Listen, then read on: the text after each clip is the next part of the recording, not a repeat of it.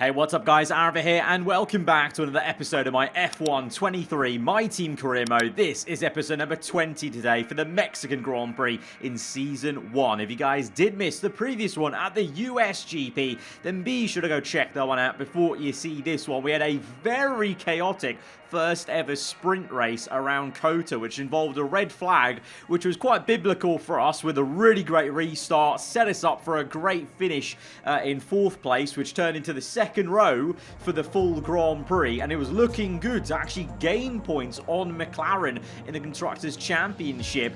But, of course, if you did watch that episode, by the end of it, it was utter failure. A disaster. 5 laps in, it was a DNF and our second engine failure of the season at a very unideal time, to be honest, because we've got 4 races left, including this one, and McLaren are looking pretty quick. It was a good result in the end for them at the US GP, but they had some issues for them, obviously, in the sprint race. Lando Norris had a terrible first start, Alonso terrible off the red flag, so we also did get a bit lucky at the US GP. It could have been a lot worse, really, to be honest.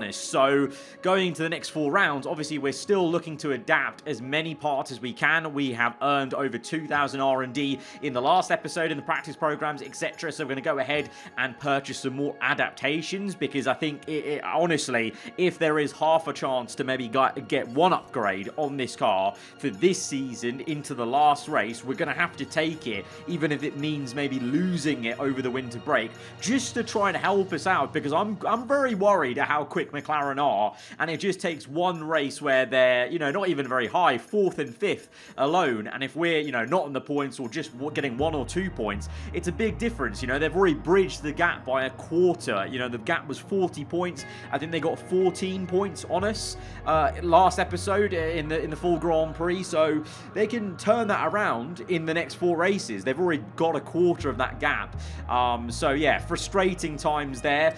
Elsewhere, in terms of away from R&D, in terms of spending money, I'm also kind of concerned about where we are in terms of, I really hope we can get to level 15 on Acclaim to unlock a new sponsor to really earn some cash, because at the rate we're going, I'm just concerned about what kind of caliber of teammate we're going to be able to afford into Season 2. We've got no HQ facility onto Spec 2, and that might be a deal breaker for a couple of AI drivers that we might want to sign, because, they're in midfield teams around us, so they might have higher demand. So that's also a worry. So although things have gone really well for us this season overall, considering it's Season 1 of this series, we're up here in 5th place fighting McLaren. We were, fighting for some podiums and race wins in the middle part. It's actually all finally getting quite challenging for us, because into Season 2, we may not be set up in the best way in terms of maybe not a teammate we want, maybe not high enough facilities to then plow on in development. The only thing that's going right, really, is adapting the parts for next season, which might give us a little jump on some other rivals. But into the Mexican GP, we plateau, McLaren plateau as well. Haas are right there with us now. I think they're actually technically above us in the R&D chart just about, and Aston Martin are looking to stay ahead of Red Bull, as Mercedes stay the top team in this grid as they look to now charge on Red Bull. They're only, 1 or 2 points behind Red Bull in the Constructors' Championship, and Hamilton all of a sudden is 19 points behind Max Verstappen in 4 races. Who knows what could happen?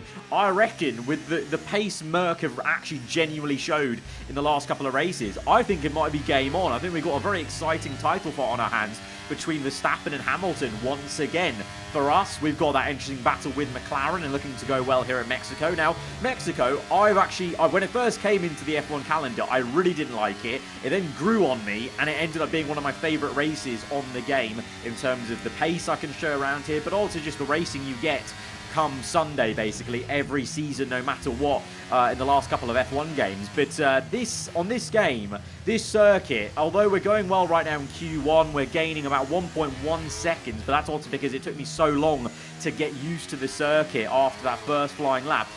Like Miami, like Singapore, there are a couple of circuits on this game which it feels a bit more challenging on the traction. Like, you know, it doesn't feel like we have the same confidence at other circuits to get on the power, and kind of almost leans a little bit more back towards F1 22 sort of, you know, grip levels, which is really odd for me, to be honest. Piastri gets through, I get through, so I was quite, you know, initially looking forward to this. I thought, okay, we've got some pace here in the tank, maybe. But then the sun went away, the clouds have come out, and the track temps are starting to come down. And this first flying lap felt okay, didn't feel amazing. A lot of understeer in the last sector, I must say, and just difficulty of picking up traction as quickly as I would want to compared to other circuits, like I said.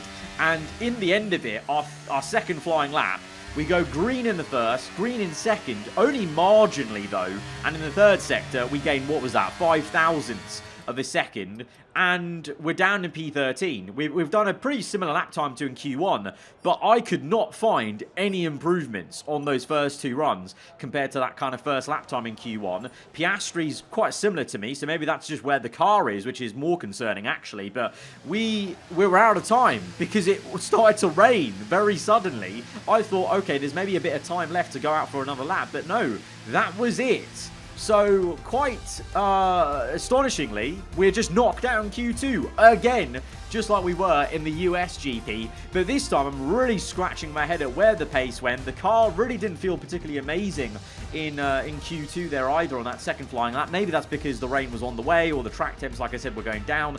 But both the McLarens are through into Q3, so that's concerning for us. For the title fight, Verstappen and Hamilton are there, so I'm sure they'll be squabbling. But it's going to be another case of we need to really hope we can jump up the order like we did at Kota. But those Q2 laps don't fill me with a lot of confidence, so let's just see how it goes. But I have a feeling Mexico might be a bit more challenging than it has been in previous F1 games. Let's go to the grid and find out. Back in the 60s, Mexico City would host the season-ending race, a party of motor racing. Well, we might not host the finale now, but Mexico hosts a party nonetheless. So welcome to the Autodromo Hermanos Rodriguez for the Mexico City Grand Prix. We're a long way above sea level here in Mexico today, which could pose some cooling issues for the cars as they make their way around this 2.6-mile lap. 17 corners with top speeds in excess of 220 miles per hour, and watch out for potential overtaking into turns 1 and 4. It's time to see how our drivers are stacking up after yesterday's exciting qualifying session. Max Verstappen put in a fantastic lap yesterday, and he'll start from pole position, with Charles Leclerc alongside. Looking at the rest of today's grid, we have Russell, Perez, Hamilton, Fernando Alonso, Norris, Albon, Gasly, Stroll, Ocon, Sainz, the owner driver, Magnussen, Oscar Piastri, Hulkenberg, Bottas, Joe, Liam Lawson, De Vries, Sargent, and Yuki Tsunoda. It's almost time for the lights to go out, so let's head down to the track where preparations are underway. It's race day yet again, and joining me for a chat is Anthony Davidson. And our racers are certainly in for a rough day today. What will you be watching out for as they head into turn 1? Well, the start of the race is always one of the most nerve-wracking parts. You have to hope that everyone is able to get off to a clean start, and this is possibly the trickiest part of the entire race. So many drivers in such a small space, and finding your braking point into turn 1 as well. It's a testament to the driver's skill that there aren't more incidents. So our rivals at McLaren are 6th and 7th with Alonso and Norris respectively. So if they finish there, that's a pretty good haul of points. So we're going to really have to have a very good start. We've got a very long straight down to turn 1, so I'm hoping we can do something. Generally this year I've been very good on race starts, getting off the line with traction and then the ERS usage. We've got Carlos Sainz is a bit of an odd one out. You know, we had Verstappen last time out and Sainz this time out as the odd one of one of the top teams being knocked out with us. Right ahead of us in P12, we are P13. Piastri directly behind me in P15. I'm hoping both of us can move forwards. We're on the medium tyre along with Sainz. A lot of people opting for softs, but I just don't think the soft tyre is going to go the distance if we look at the grip levels from qualifying. I don't know. So we've gone a bit different. I'm hoping it's going to pay off for us as we go to 5 red lights to the Mexican Grand Prix. It is very much crunch time in this season. Lights out and away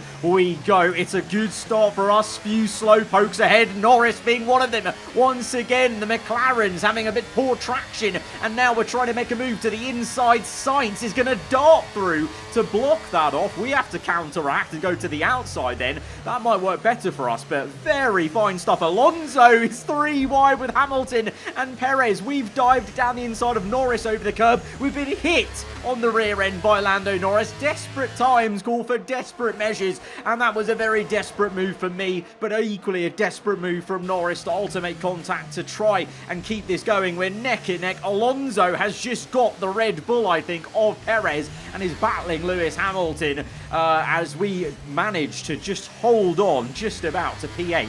So it's a good start, a very hectic one. That was so close. When Sainz came across to go side by side with Lando, I thought, okay, that's not going to work to that area of the circuit. We had to go left and darted around quite aggressively. Somehow found a way through, but it's George Russell that leads the way for Mercedes from Verstappen, crucially for him in second place, 2 places ahead of that man, Lewis Hamilton, looking to charge him down. And, you know, the Mercedes race pace, though, has been there. So Lewis just needs to get his head down and maybe just go to work, and eventually he might be able to make a charge on Leclerc and then, more importantly, Max Verstappen. For us, it's about trying to keep Lando Norris behind us and maybe try and catch up to Gasly. I think he's the only car ahead of us that we should be able to catch and overtake. We are ahead of Alpine in the R&D chart, so it should be doable, but you can see Lando is moving about around us, and he's already putting the pressure on, and we've got the 2 Aston Martins behind as well, so 3 quicker cars technically behind us, so it's not going to be easy. And to be honest, I'm a lot closer to Norris than I am to Gasly as the DRS gets activated, so this is not great. I'm just within 1 second of Gasly now, so if we hold that, we should have DRS on the next lap to pull us in and reel us in to help us out on this main straight. And Gasly isn't keeping up with the top cars, which is at least a good thing, so we can try and aim for P7, but Alonso's checked out. He's ahead of Perez. I fear we may not be able to catch him and do anything about that, as we see Hamilton go for a move on Leclerc with the DRS, and Alonso stays ahead of Sergio Perez. Hamilton into P3. Lando going for a move on the outside now into turn 1. Lap 4. Very close stuff on our front left tyre, but we just managed to pick the perfect line to maintain track position. But you can see a few little winces of oversteer at some of these traction zones, and that's going to be a theme as we go on later into this race. Basically, you're going to see as here goes Verstappen now for the lead of the race. Russell crucially needs to defend, not just for his sake, but also the team and maybe his teammate Lewis Hamilton, as Lewis tries to gain in clean air and has taken a couple of tenths out of these guys as they squabble. But Verstappen is into the lead. Russell down to P2, but immediately he will come back at Verstappen on lap 6. Verstappen defenseless with no DRS. The Mercedes is going to fly by. Certainly looks like the Mercedes car is the quicker of the 2 cars in a straight line, very much unlike in real life. The Merc has now... Oh, Leclerc! Leclerc spun it onto the grass. Absolute pain for Ferrari fans. It's adulation for us as we get a free position. We were just about to overtake Gasly as well, so that didn't come at the best time. But now, can we have a go at Pierre with the second bite, the cherry of DRS on the outside? But it's going to be fine margins between ourselves and the Alpine. But look at Lando Norris go. He's looking to make a double overtake. It's 3 wide in the narrowest part of the circuit, and instead of overtaking a car, we've been overtaken by our rival. Lando up into P6, squeezes out Gasly, but Gasly comes back at him. Can we try and catch one of them unawares? The Aston Martin of Albon is close behind as well. There we go. Gasly pinches Lando through the left hand. We're able to follow him back through, and now he's fighting the Aston Martins, and he's 3 wide. Oh my god, the 2 Aston Martins, well, either side of the McLaren, as I go way too deep and off circuit. And it's because I'm struggling. There's no way to paint this. This car felt terrible. It felt the worst it has ever felt. I honestly thought my wheel was broken. I thought my force feedback or something or input was broken, because around lap, well, pretty much when I was trying to overtake Gasly, or really actually from the get-go, to be honest, and I had an inkling in Q2 as well in qualifying, I had understeer, oversteer, no traction, no grip. It felt terrible. You guys are gonna have to let me know if you do Mexico in season 1. Does your car feel as bad as it did for me? Because I honestly was counting the laps from lap 7 to when this race could end, because it was that unenjoyable to drive. This has maybe been the toughest race we have on the game so far, and we've got no pace as well because Albon is going to get past us. Him and Stroll, they're in quicker Aston Martins, and to be honest, most of the season we've fought Aston fair and square, but this race I thought, no, you know what, they're actually genuinely quicker than me, and this car feels so bad I can't slow it down in a good way. I can't brake as late as I want to.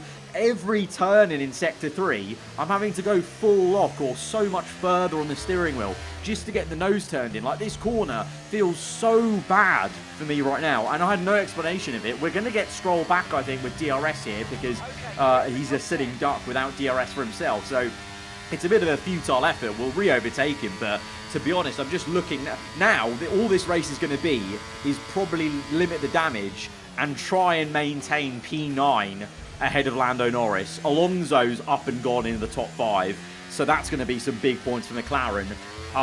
But that's really the harsh reality of this race. Is I'm already, not even a third of the way through this Grand Prix. I'm, resigning myself to, this is it. This is our highest position, P9, and we're just trying to keep Norris behind, which is fair play. He's in a quicker car. The Astons are as well, but Gasly's up the road, doing very well in an Alpine. That's worse than us in the R&D chart. But it's not even the performance in terms of that. It's just the fact, the feeling of this car didn't feel like I was even playing F1 23. It honestly felt like I was playing F1 22, but with more understeer. It was shocking. Like, the Aston's already 3.5 seconds down. Gasly is 10 seconds down the road, and it's only been, 6 laps since we were trying to overtake him. That just shows how slow we're going here. And now Sainz has finally woken up a little bit in the Ferrari. He's overtaken his old pal Lando Norris, and now he overtakes us. We don't put up a fight against the Ferrari because he's not in our fight, and we're not even P9. We're P10. We're fighting for 1 championship point today with Norris, and he's in a quicker car, so we're pretty much going to be just annoying him by trying to keep him at bay, using all the tricks in the book to try and defend, basically. But it's not looking great. At this point, I would love some sort of safety car or red flag, but it's been a pretty... Oh my. That just sums up what's happened this entire race. That was a moment I couldn't catch.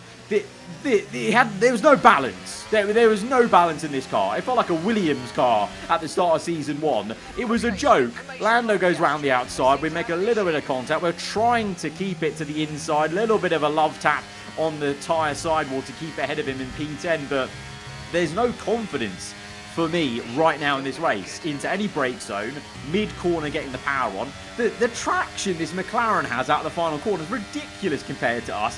Lando on the inside, we squeeze him. We're using a lot of ERS. We're down to single digits of battery now. It's not looking good. It's not looking good. Ocon round the outside. Lando cuts the corner. No, my God. Almost takes out Esteban Ocon. That would have been a safety car or red flag for sure, but he narrowly misses him and instead just loses 2 positions. So that's good news for us. He's held up a little bit, but lap 16, I'm coming in. This car feels terrible. I was hoping it was just the medium tyres. Maybe they're just not a great race car around Mexico, and maybe the hards might be the better way to go. Kind of almost like the start of Season 1. Remember at the start of this game when I was actually hoping we could go on to hards earlier because they felt better consistently than the mediums? It was feeling like that, but 10 times worse because the car itself just felt horrible, and there was a slow pit stop. I'm pretty sure pit stop time of 4.2. I think we had a mistake there on the pit stop because I couldn't get underway quick enough, and we're now going to be down to P18 behind Tsunoda. We've got a long second half of this race ahead of us, and at this point I was feeling pretty sorry for myself. Hulkenberg overtakes us in the Haas, which is fair enough. The Haas is actually level pegging with us on pace, but he overtakes me, I think, on... Well, maybe he's on fresh mediums, I'm not too sure. But yeah, at this point, it was kind of ropes. It was 19th place, no pace, feeling very sorry for myself, and I had a decision to make. Was I just going to go around this circuit feeling like that the entire time as Lawson in the Williams attacks me, or am I going to stop sulking in the cockpit, get my head down, and try and wrestle this car back up to where I think we should be able to get to, which is at least P10, where Lando is. He's come out ahead of us, so we've been absolutely dumb on the overcut.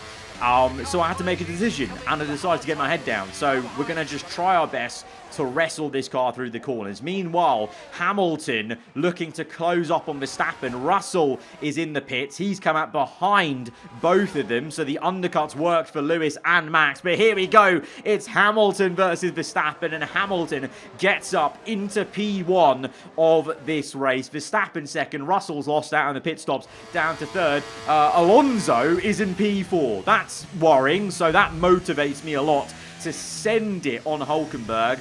And at this point, I stopped feeling sorry for myself. I thought, okay, you know what? We've got to just make the most of this bad situation. This car feels horrendous, but in the words of Toto Wolff, just drive it. The car is bad, just drive it. And that's what I did from then on in the race as we continue to watch this battle brewing between Hamilton and Verstappen. They were side by side through the first two corners. Lewis on the inside, Verstappen with DRS, but Lewis is adamant to still make the corner. He's on hards, Verstappen on hards as well.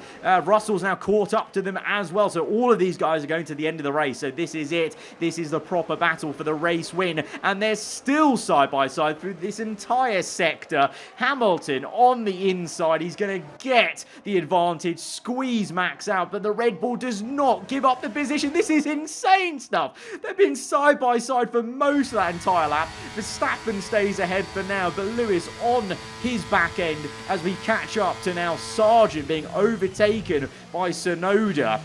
And I can't believe I'm saying this. We're going to have to actually fight to properly overtake a Williams car here. It feels like the start of the season again when we're fighting Albon in the Williams, remember. We get the DRS on Sargent, going to fly past him and then make our move on Tsunoda on the very next straight on lap 24. And finally, finding some sort of rhythm. Don't get me wrong, the car, it still feels absolutely clapped. It feels so bad. But I'm just wrestling it through the oversteer moments in Sector 3, making the most of Sector 1 where we're a bit quick and trying to do the best job we can. Meanwhile, unlike me, Hamilton and Russell both have a lot of pace and it's 3 wide momentarily. The two Mercedes have just done Verstappen. It's now all of a sudden a 1-2 for Merck and it's the two teammates fighting for supremacy here at the Mexican GP. Russell leads the way, Hamilton second, but they're neck and neck. Hamilton edging back into the lead. Verstappen, Perez and Alonso are there. Alonso is in the train for the race lead. That is the worst news possible, but it's there. We can't do anything about it. But Hamilton is going to fight this ferociously to stay ahead. But Russell's so adamant he wants to try and keep the lead. But Hamilton does get into first place. Russell into second place. On lap 30, they've swapped, but Perez is slow. Perez is going to have another engine failure. He had one very recently, I think. I remember at the Qatar GP. So that means Alonso is now into P4 as we make the move on Magnussen for P12. Quite a difference in where we are in our races. Same for Lando, to be fair, but we probably did annoy him so much at the race start. That's why he's down here. But Alonso flying high in a top 4 position. That's going to be painful to watch at the end of this race in terms of how many points McLaren get on us. But we can do something about maybe limiting the damage by 1 single championship point, because Perez DNFing out of this race has meant that we are now fighting for a point. Before Perez DNF'd, me and Lando were fighting for P11, not even a point. At least the Red Bull going out allowed us to fight for 1 championship point. Leclerc is also catching up to us slowly, so he might be a threat maybe by the end of the race. But right now, Lando is the only threat to me for this P10. We go defensive to the inside. He's on the outside with DRS. We let him by. Don't put up much of a fight because I'm confident we can get him back through the next straight, basically. I'm slow in Sector 2 and the entry to Sector 3. The exit and Sector 1, I'm okay at, and we can catch him back up, basically. We don't have too much ERS to play around with, so we need to be basically quite sparing in Sectors 2 and 3 to keep it all for Sector 1 to re-overtake him, just like this. DRS open, not even using ERS actually, because we've got enough speed with the drag reduction system open to get back into P10. And this was basically the whole race from here to the end. We were just swapping positions left, right, kind of almost like the two Mercedes teammates, because you saw Russell was in the lead the last time we saw, but I think Hamilton at this stage has got him back. But we're now on the second last lap of the Grand Prix.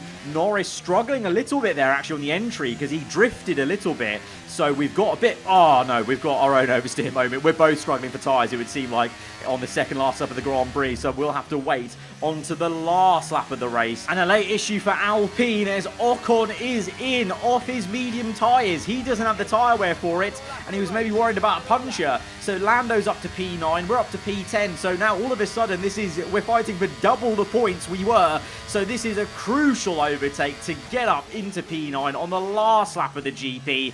In reality, it won't matter much with Alonso up in, I think, P4 still, but it's still double the points we would have earned. But Lewis Hamilton will take the victory here for Mercedes. It's a 1-2 for Merck. Verstappen third place, Alonso there in P4. So Hamilton, that's going to be big for him in the title fight to catch up to Verstappen. 25 points to his 15. For Mercedes as a constructor, I think they've actually now overtaken Red Bull in the standings. That is huge. So we do have a title fight on our hands in both regards, in both standings. For us, it's a day to forget. I really honestly hope we don't have a race ever like this again. This car felt absolutely shocking. It was like I was playing F1 22, but even more understeer and even more oversteer. It was so bad.